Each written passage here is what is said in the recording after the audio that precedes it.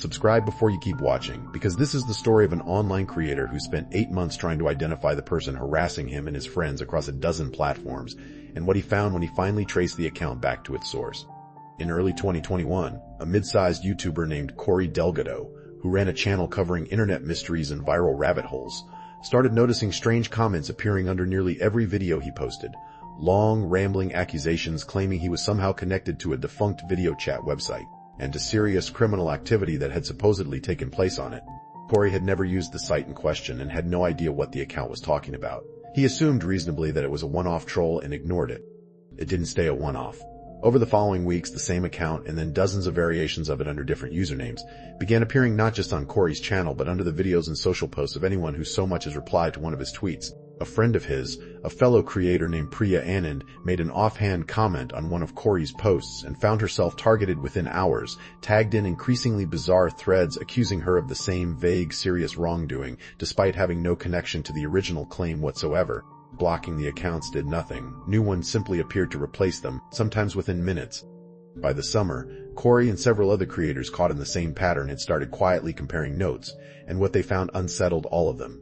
The account or accounts seemed to know an unusual amount of personal detail, home cities, workplaces, even, in one case, a relative's name that hadn't been shared publicly anywhere Corey could find.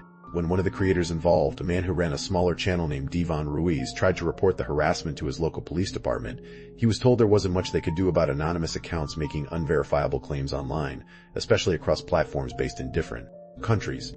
Frustrated and increasingly unnerved, Corey decided to do what he did for a living and actually investigate the account himself, treating it the way he'd treat any other internet mystery for his channel. He started pulling every public post, comparing writing patterns, cross-referencing old usernames and half-deleted blog posts the account occasionally linked to.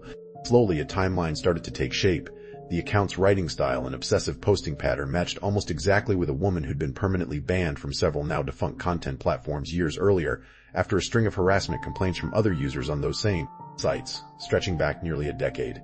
What stopped Corey cold wasn't the pattern itself, but something he found buried in an old, barely indexed forum post from 2016, an account bearing the same unmistakable writing style and obsessive fixation, posting from what appeared to be the same person, dated more than a year after that woman's public obituary had been posted in a small local newspaper following a documented illness. Corey checked the date twice, then a third time, convinced he'd made an error. He hadn't.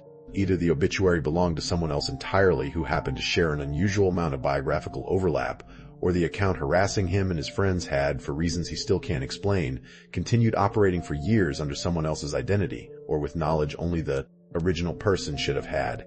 Corey never fully resolved which explanation was true. The harassment slowed dramatically a few months later, tapering into occasional isolated incidents rather than the daily deluge it had once been, and eventually stopped almost entirely, without any clear reason why.